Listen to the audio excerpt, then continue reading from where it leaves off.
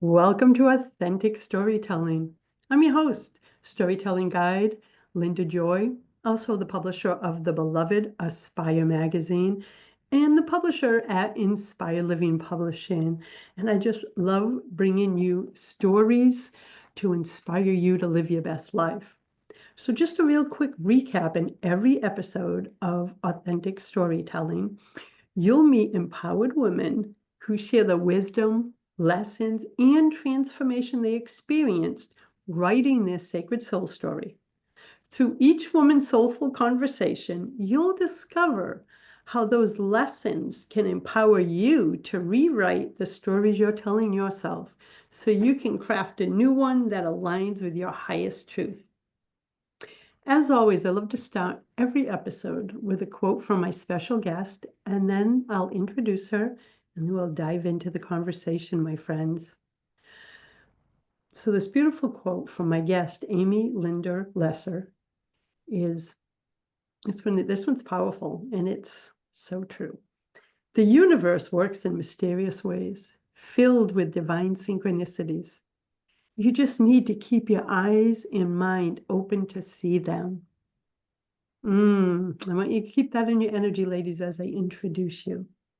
Amy Lindner-Lesser is an advanced grief recovery methods specialist and certified life transitions coach. She compassionately supports women through the emotions of loss and grief arising from major life transitions, whether it's heartbreaking grief from the loss of a loved one, disorientation due to the loss of a job or relationship, an identity crisis, or health challenge, or any other life disruption, which we've all experienced.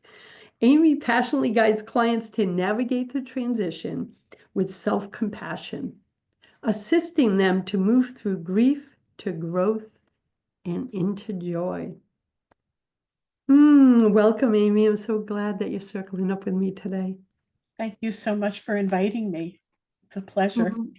I think it's such an important series because my whole intention behind the series is to help women to see that sometimes the stories we're telling ourselves can keep us limited. And in all the books that I publish, I want women to see the signs and synchronicities all around them, to believe they're always divinely supported. So thanks again for joining me. You know, the title of this episode is actually the name of your story, and it's Bashert. And I want to talk about that for a moment. And when you wrote that story, what do you feel is one of the key themes of life lessons that was the thread throughout that story? Well, Bashert is a Yiddish word for meant to be, sort of like fate or divine synchronicity.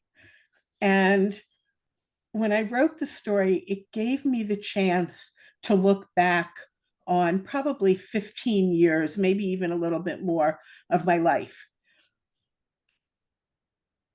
It's a collection of the events that I thought at the time they were happening were completely separate. I didn't see that they had anything to do with each other. And then when I wrote the story, looking back on it, I was like, oh my gosh, every one of these things was a step. It was a step in the right direction or in the direction of my fate, my karma. It was what was meant to be, and I never would have known it at the time. That It's almost like when you wrote the story and you dove deep back into the experience, you discovered what I call the red thread, right? It's like, oh my goodness, what I thought was an isolated incident or experience was really a part of a journey that was part of your destiny, part of your life experience. And then all those pieces just came flowing into you like, oh my goodness, this one thing led to this. It was also divinely orchestrated, wasn't it? exactly, towards the end, when we bought our inn, I realized there were things that made sense. And so I was able to weave that. But it was writing the story where I went further back and I saw that there were so many more things that conspired to make everything happen. And I realized also that sometimes we think that we're going through a really tough, difficult time emotionally, physically, spiritually. And it's really hard for us to find a silver lining in things. In doing this review for the story, I was like, oh my gosh, look at all these silver linings. It was great. It was wonderful to be able to see that there was a reason for some of the suffering, some of the events. Yeah, because even your deepest suffering, even though you couldn't see it while you were in that, led to some of the most beautiful moments, some divine synchronicities, experiences. And I think if all of us, because reading your story, and you and I had this conversation once before, I started reflecting back on certain experiences in my life after I read your story, going, she's right. Look at this thread that if this didn't happen, then this couldn't have happened. So even though there was grief and maybe experiences that maybe I wouldn't have chosen, I now can look back and say, I understand now that they were preparing me for who I am today. And I wouldn't be who I am today. You wouldn't be who you are today without the whole of those experiences. Exactly. Exactly.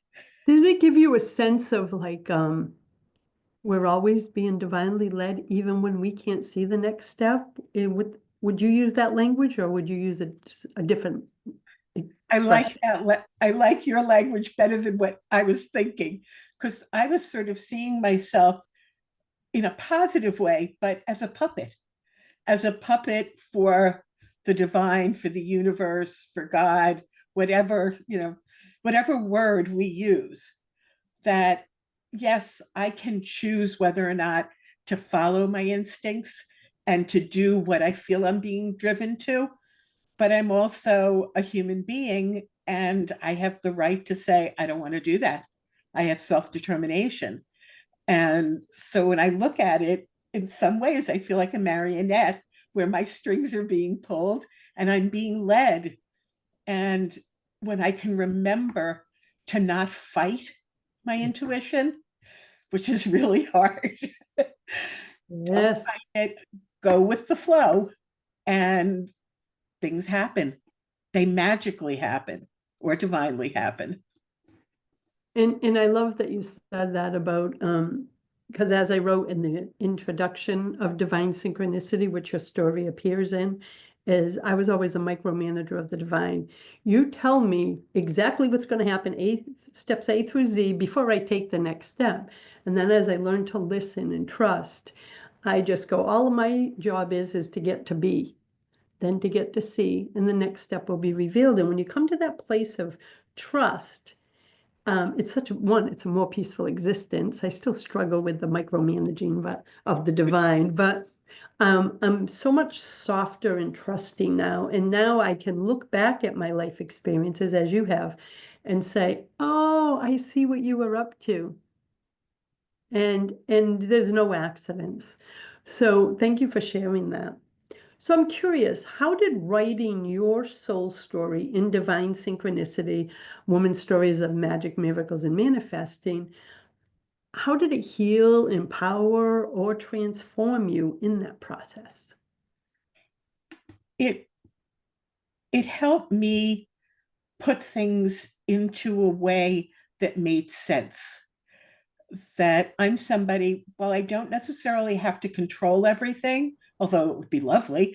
Um, Mhm. I can let go and let things happen, but I don't always see what's happening.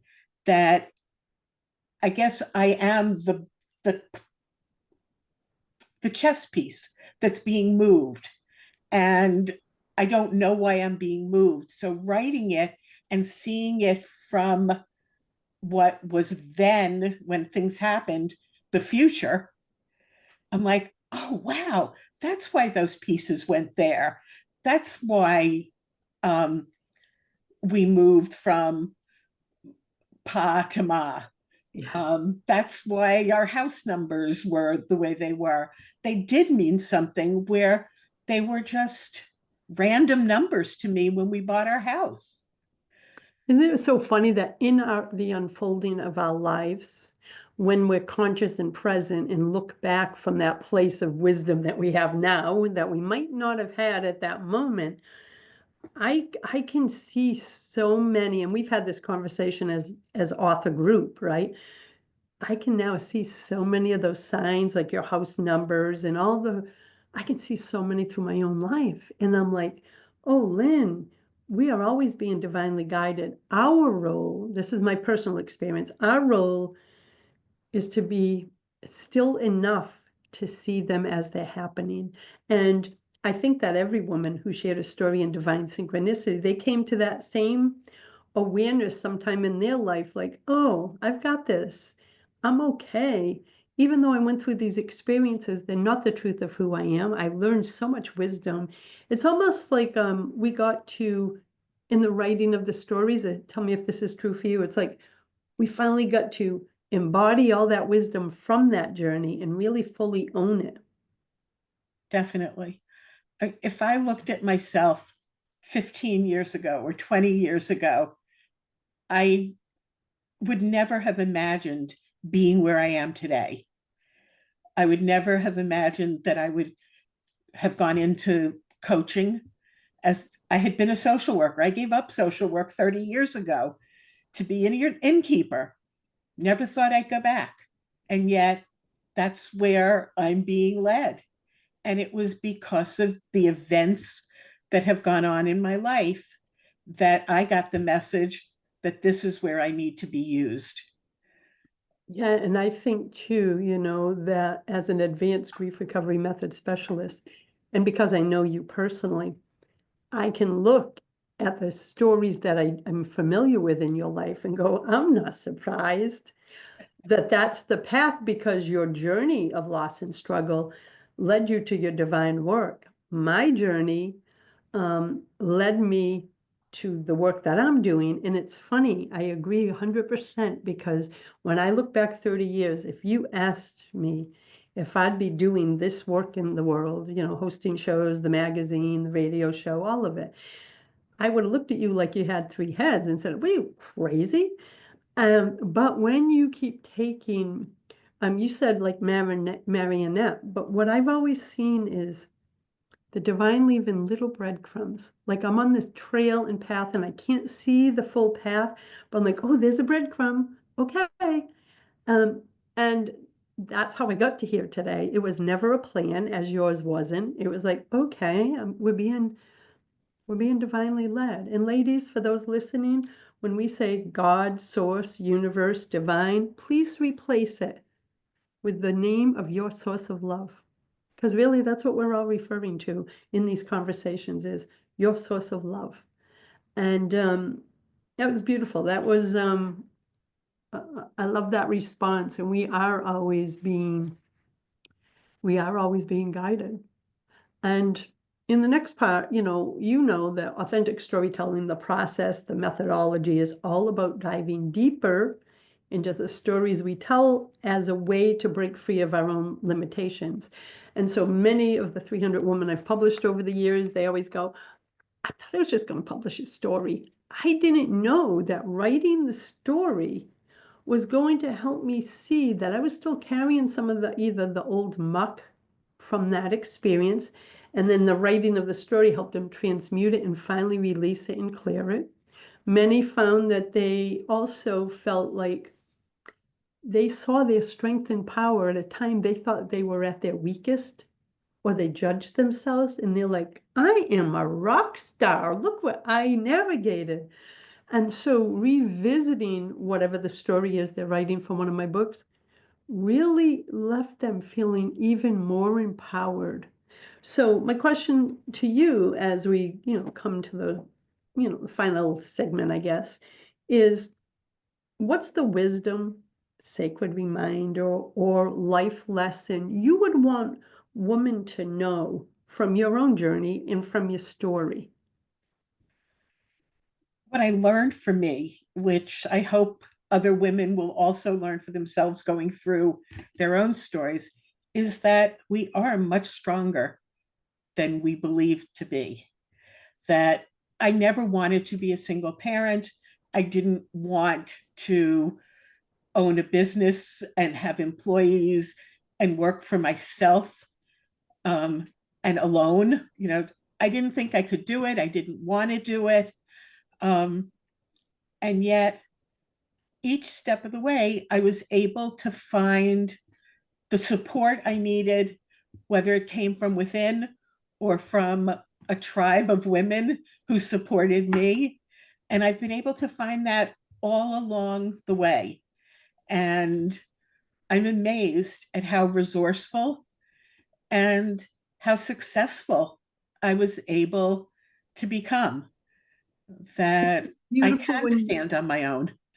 yeah, and when we're in the muck of it, right, of whatever our experience is, we have a tendency to doubt ourselves and see us as weak, right? Because I think as a woman, I'll speak for myself. I know many times in my life, I felt like I can't show I'm hurting. I can't let people know I need support because they'll see me as weak. When the truth is, it takes the strongest person to ask for help. And when I emotionally and spiritually understood that piece of wisdom and allowed myself to be vulnerable as I am with my clients, my authors, my community, there's power in that. And what you just shared was, you said it so beautifully, because you said a tribe of women around you. But I think the big part is we have to be willing to let them love us, to let them support us. And when we do that, I think we give them permission to do the same for themselves. Did you notice that too? The more vulnerable you got and accepted help, I think that empowers other women to do the same for themselves. I think so. And sometimes what I needed to be reminded was I didn't need the answers. I didn't need somebody telling me how to do something. I needed somebody to hear me. Just hear me out and let me share how I'm feeling, if I'm overwhelmed, if I'm scared, whatever it is, let me talk about it and just be there for me. I think with men, I know with my husband, he always wanted to give me the solution. I didn't want the solution from him. I wanted to hear myself talk so that I could hear the solution.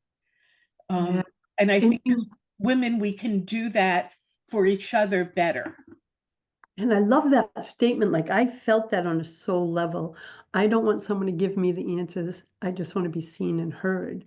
And on the flip side, that's a male thing. Men want to fix things. And now Dana and we've been together 30 years. We have this little conversation. If I need to express, whatever it may be, he says, am I listening or am I fixing?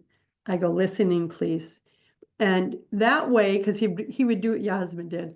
Well, and if you do this, I'm like, I didn't want to be fixed. I just want to be heard. So I think your message, that is so powerful. One, that you realize it about yourself, but it's also a beautiful, sacred message for women to say, call in those people that can just hold space for you. Right? Hold space. You want to cry, baby? You cry. I'm here for you. You want to vent what's frustrating you? I'm here for you. I think we need more of that. I think we're all so busy in our lives that we automatically go into fixer mode. I know I'm guilty of that, especially with like the children and grandchildren. And my grandson is a sensitive, and he said to me the other day, he was, I've got this. I just wanted to share it with you. And I'm like, ooh, Beautiful. well, first off, I was so proud of him that at 24, he had enough emotional maturity to know what he needs. Because at 44, I still didn't have that, right? To ask for what he needed, he stated it. So that was a powerful message to bring our conversation to a close. And I want to invite everyone, all the details are down below, ladies, but I want you to visit Amy at introspection.com, But the word in at the beginning of that URL is two N's. I want you to think of the word in, because she owned it in from decades.